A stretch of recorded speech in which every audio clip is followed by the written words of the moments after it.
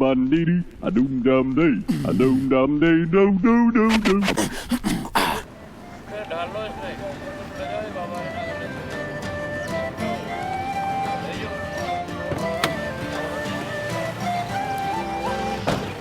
Hello ji, यहाँ पे जानवरों का हॉस्पिटल किस तरफ? खड़ेगरी road. Thank you. Thank you.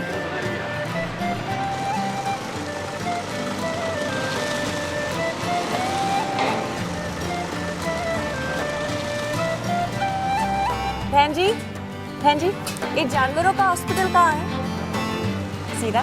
Thank you.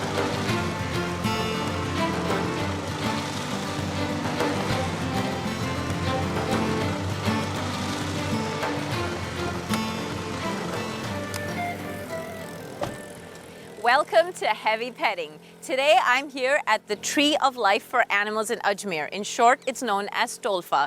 And it seems like everybody knows about this NGO. Every local seems to know about it and how to get to it. And why wouldn't they? Ever since its inception in 2005, TOLFA has been doing amazing work for animals. And I can't wait to meet the people who make it happen. Why don't you join me?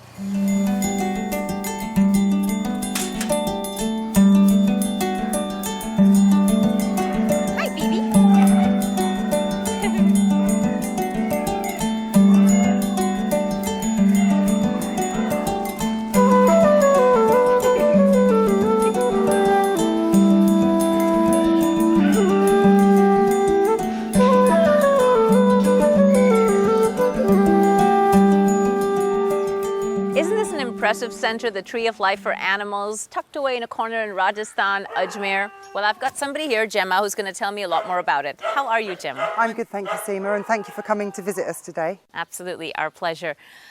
What was the deciding factor to start Tree of Life for Animals here? The Tree of Life for Animals was actually founded by a lady called Rachel Wright, and she travelled extensively through India. At the time that she came to Ajmer, came to this region, she found that during one of the big festivals, the dogs were taken into the desert. They were tied and left to get them out of the town during the festival. Having seen this, Rachel was obviously quite upset by it, and she spoke with the local municipal corporation, and they agreed to let her use an abandoned fire station where she could take the dogs, sterilise them, vaccinate them, keep them there for the time of the festival, and then release afterwards. And that is really how we've ended up in this spot. What are the services that are offered here? We offer, obviously we rescue street dogs. We've rescued so far this year, we've had about 1,700 calls that we've been out and picked up dogs from. We sterilise every dog that comes through our doors to reduce the population. We also vaccinate against rabies every single dog. So these are the main services, but really, anything else to do with animals. Okay, in fact, how many animals do end up, or do you have right now that are permanent residents here? Permanent residents, we have about 35 dogs that stay here for various reasons, just because they can't be released back to where they came from. Cows, we have about 20 that just live here. Goats, just maybe half a dozen. 4 or 5 donkeys, and at the moment 2 horses also.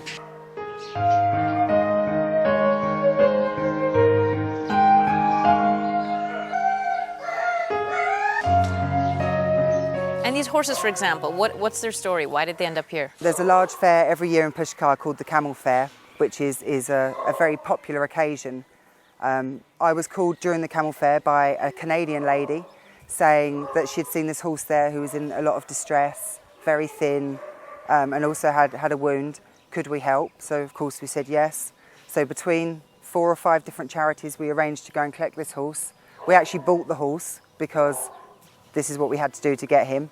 Went to bring him back, and then we were told there was another horse that had been abandoned, a female horse. So we also spoke with some people, and then she is also here now. Okay. What are some of the things that you are lacking right now that you could use? How many ambulances do you have? Sure, we only have 1 ambulance. To have more ambulances would obviously mean more rescues. Yeah. We're also looking in the future to run a project where we train 1 person from each outlying village to treat their animal, to treat the animals in their village, goats and cows mainly. So this place has its doors open for anybody and everybody? Anybody and everybody. Whether people want to come to spend time with the animals, You know, we love volunteers, please, we love volunteers, they're fantastic. Whether you need to bring your dog here, if you own this dog, that's fine. If it's a dog you give care to, that's fine. Yes, we're always pleased to see people. We would prefer to be as incredibly busy as we are and not have enough hours in the day, but be treating as many animals as we do at the moment. That, you know, we're more than happy to be as busy as possible. But I can imagine a place this size would require a lot of maintenance also and finances. How do you run this place? A lot of our funding comes from the UK still. We have volunteers here who contribute to the running costs. Okay. But mainly the funds are raised in the UK. Okay. Well, I'm sure we can encourage some of our own local Indian animal lovers to help, because We would love that. We want to be part of the Indian community, you know. We want to be part of India as opposed to Westerners. Right, that's wonderful. Gemma, this is a beautiful place you're running here. It's surrounded by mountains. I mean, if there's an NGO that looks like heaven, this would be it. Oh, thank you.